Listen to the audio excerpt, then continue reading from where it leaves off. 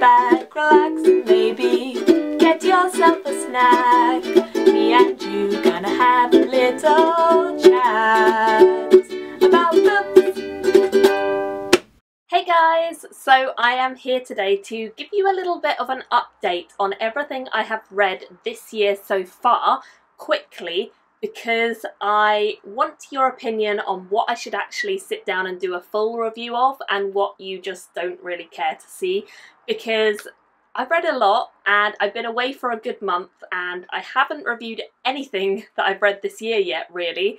So I don't think that 26 videos of me sitting down and doing a review is probably what you guys are going to want. I'd much rather kind of talk about some interesting, fun things to do with books rather than only doing reviews.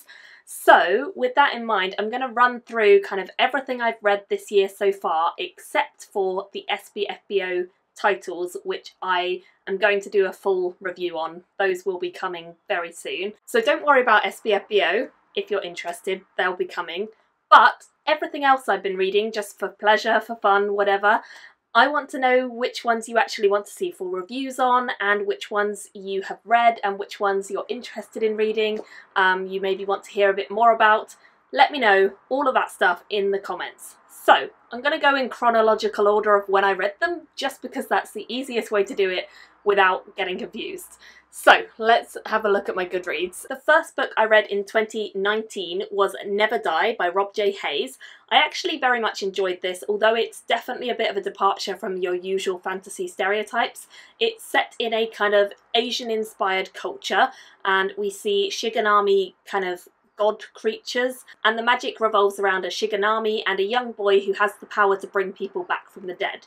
I ended up giving it a 3 out of 5 stars, I believe, and I definitely think there's more that could have been done with it, but I also think it's quite different. It's unique in its own way. The next book I read is The Haj King by Josiah Bancroft. This is the third one in the Senlin Ascends or Towers of Babel series, and I really enjoyed this book as well. This one I actually think is one of my favourite in the series so far, although it took me a while to get into it, mainly because it's been a while since I read the first 2 in the series, I think, but a lot happens in this book. It feels like there is a lot still to come at the end of the book, because this is not the final one. But it is definitely a series that I think a lot of people will enjoy. It's very out there and different, and I think that the characters and the concept of this world, which is all set in a tower where you have to go through levels, is very clever. The author is excellent at writing, so I highly recommend him. And I gave this one a 4 out of 5 stars, so I'd certainly recommend this series. Next up, I read 2 books in a series or a duology, and these books are excellent. I really enjoyed them. I certainly should not have waited as long as I have to read them, but I'm really glad I have read them, because I think one of them is on the BookTube SFF Awards long list at the moment, so definitely excited that I've already read it. Not that I'm actually doing the BookTube SFF as a judge, but I am definitely following along. And yeah, these books follow a young woman and her partner, her husband, and she is involved in the NASA space program, as is her partner, and they are set in this alternate history. It's kind of an alternate version of America where some sort of meteorite, I think, comes down and throws everything off balance in terms of the environment, and so the space race becomes a big deal, much more than it was in our history, because actually people need to leave the planet. So it's all about kind of developing ways to get people up into space. It's also got a lot of themes about feminism and how females are treated in the workplace. If you've seen or read Hidden Figures, then you'll probably very much enjoy this, because it's a very similar theme but fictionalized, and it's got a lot of great moments. So I really enjoyed both of these, and I gave both of them a 4 out of 5 stars. And again, I probably will do a full review of this, because I've actually got a spare copy of the Calculating Stars, which I can give away to someone, so I'll probably do a full review of these. But yeah, let me know what you thought if you read them. Next up, I finished this one, Holy Sister by Mark Lawrence, which I absolutely loved. It's definitely my favourite in the series, and I think it's well worth everyone picking up a copy and reading it. I think I give this a 4.5 out of 5. I really enjoy this series, this concept of a nunnery which trains assassins. The magic in this world is very visceral and I can imagine it very clearly, which I find is not always the case with fantasy. Sometimes I'm like, what are you talking about? But in this, I can kind of just see the magic as the author describes it in the book. And I really think Mark Lawrence does an excellent job with his characters in this one. So I thoroughly recommend this series. I don't want to say too much because it is book 3, but I think it's a great read, and again I gave this a 4.5 I think, so definitely recommend this one. Next up I read this book which I loved, like absolutely loved, and I was so surprised how much I loved it because I really don't stray into contemporary very often, and when I do I often find that it's too predictable for me, but The Hate U Give was powerful. It was such a punch to the gut. It's so incredibly realistic and horrible all at once, and I think it's such an important message. And the whole premise of this is that it revolves around a shooting and what happens in the aftermath of that. It's based in America, and I really think it is very racially charged, very important and impactful, and everyone should just read this because it's so good. So this is a 5-star read for me. I thoroughly loved it. I don't want to really go and do a review on this one because to me everyone else has probably said it better than I have. This book gets a lot of love on BookTube, but suffice to say I agree with the masses on this one. I do really like it. I think there's a film that's coming out, so maybe I'll have to watch that at some point as well, but definitely highly recommend this. I then audiobooked a couple of things by Jon Ronson because he's been doing some Audible series. So I listened to The Last Days of August and The Butterfly Effect, both of which he kind of investigates events and tries to understand them, and he does that with a porn star called August, and also just looking into how things affect other things as time goes by. Both were interesting. They're both quite short. You can get them free if you've got Audible, I think. So yeah, I like them, but I don't think they were like standout reads of any kind. Next I read Kings of Paradise. This book is one that I was very kindly gifted by the author because he is one of the SPFBO entrants for this year, I think. He was not actually in my batch, and I actually had this book before he entered SPFBO as well, but I didn't get around to it in time, and now that SPFBO is drawing to a close, I just wanted to sit down and read something like really fun and epic, and I knew this would be it, and I definitely enjoyed this a lot more than I anticipated. It starts quite slow, it is a bit of a slow burn, but I think it's kind of really comes into its own later on, and I'm very intrigued about where the second one is going to go because I hear the second one is even better than the first. The magic inside this is very interesting. It follows a boy who has this kind of world inside his head where he can affect things. I found it really good, and I definitely think that a lot of you guys would like this. I probably will do a full review if you're interested, but let me know. Next up I read this one, The Tiger and the Wolf by Adrian Tchaikovsky. Revolves around a world where all of the people and characters actually can shift into animals. So they kind of group into animal kingdom tribes. So we have like the wolves and the tigers, and we have the snakes and the horses, and each of these different groups of animals or people are quite, I think they take a lot of influence from the animals that they can shift into. So like a horse might be more skittery than, for example, a tiger, and so on. So the characteristics, the stereotypical characteristics of these animals are kind of part of the humans as well, even when they're not shifted. And we follow a young girl who is kind of half of tiger and half of wolf because her father is the wolf and her mother was a tiger, and she doesn't really know what she wants to do, whether she wants to be the tiger or the wolf. You can't really be both, and it's her journey, and she meets quite a few other characters along the way, and I certainly enjoyed this. I actually audiobooked the majority, and I think that was a good way to go because it helped me with remembering everything. But yeah, I don't think it was his strongest I've read. I think Children of Time or Guns of War is still my favourite, but I definitely enjoyed this and I would recommend it. The next book that I read, I again audiobooked, and that is this one, The Grey Bastards by Jonathan French.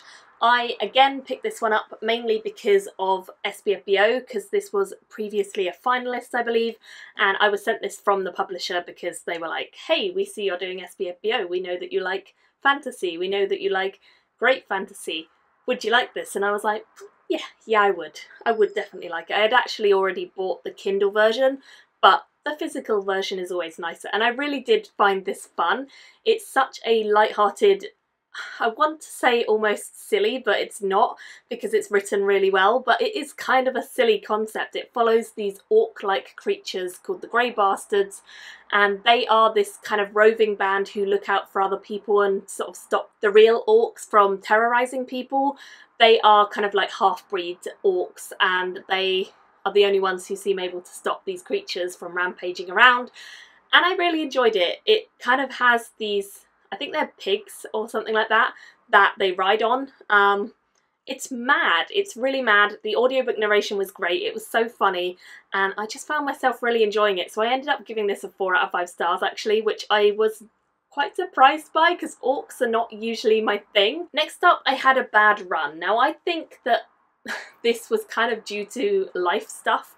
I just was not in the right frame of mind to do any reading. I just did not feel like I wanted to sit down and read any books, and I was having a really hard time of getting into anything.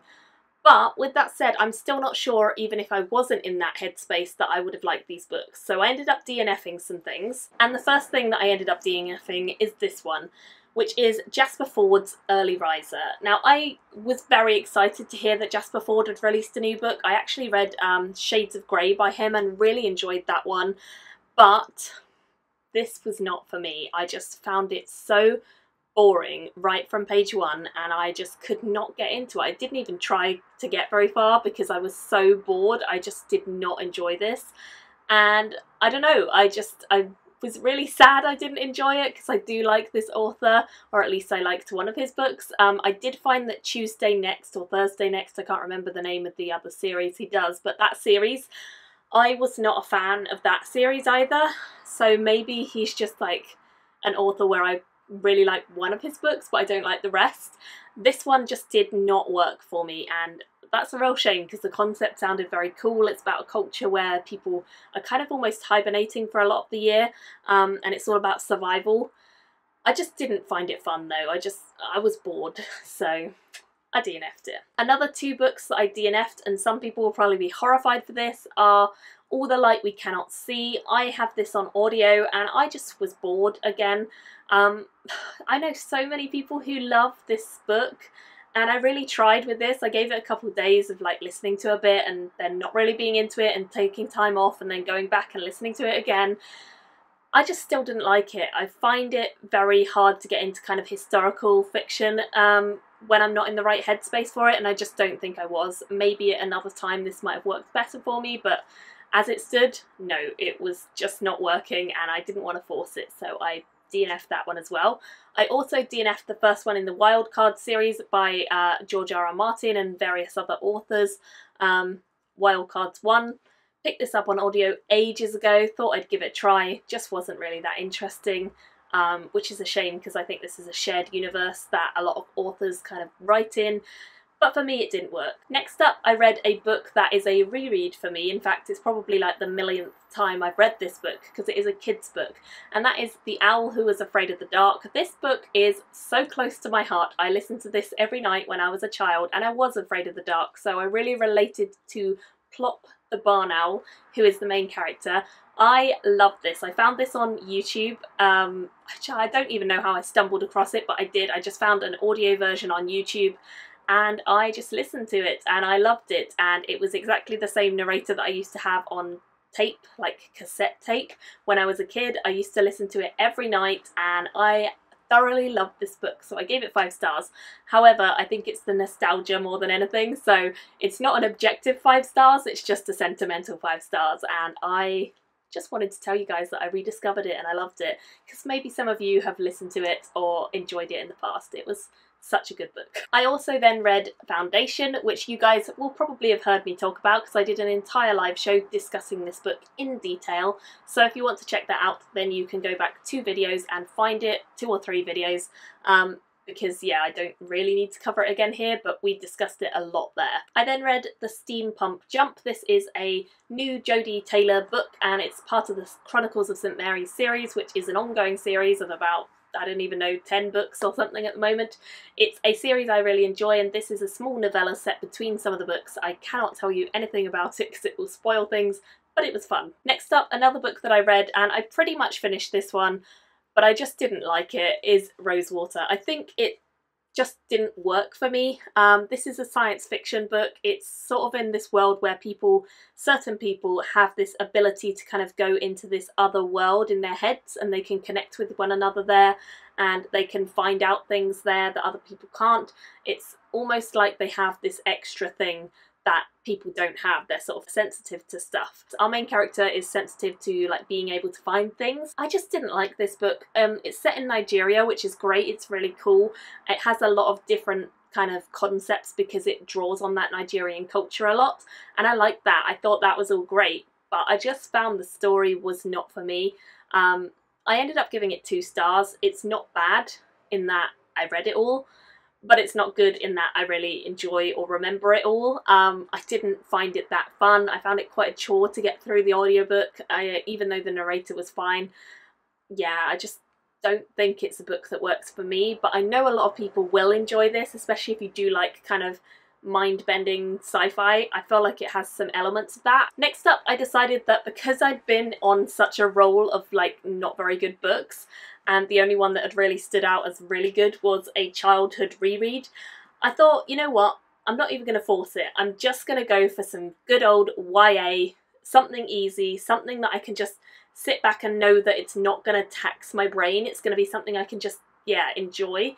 And I find YA is a really good palette cleanser and refresher for me. I find it kind of gives me that chance to step back and not be overwhelmed or put pressure on myself. So with that in mind, I picked up this one, Court of Wings and Ruin, which is a book I've had on my shelf since it came out because I absolutely loved the second book in the series, which was a surprise to me because I do not tend to like Sarah J Maas, but this series has been a surprise. I didn't like the first one that much, but the second one I really did. And yeah, it worked. This book worked for me. It was definitely still as annoying in places as I expected it to be because the main character makes some poor decisions and there's some romance which is so cheesy and very over the top. But with that being said, I do think it has some good moments, and I do enjoy the sort of darker, twisted fae side of this series. I think it's fun. I only kind of like reading about fairies if they're really dark and twisted, so it works for me. And I do think that although I didn't get quite as much as I wanted to, I just think it's fun and I can't fault it for that, so I gave it 4 stars. And the next book, which is the most recent one I finished because I actually finished it today, is The Kingdom of Copper, which is by S.A. Chakraborty. This is the second book and I really enjoyed the first and the second in this series. I think, again, this is kind of a YA series, which is probably why it really appeals to me. Some of the characters are adult, but I feel like the tone is quite young and it reads almost like it's a YA. Maybe it would go in the category between like new adult or whatever that is, because it's set in Egypt and, well, an Egyptian inspired culture, and it has this culture of genies or djinn. Daevabad is this magical place where everything is set, and we follow a character called Nari. I don't want to say too much, but obviously Nari has magical powers of some kind which are very exciting, and it goes from there. There's a lot of politics in this second book, and I don't usually like politics, but I really did in this. I think it's very twisted, very messed up. There's a lot of great moments. The characters make some stupid choices, but I was ready for that and I was on board because I know what they're like and I know they're going to irritate me, so it's fine.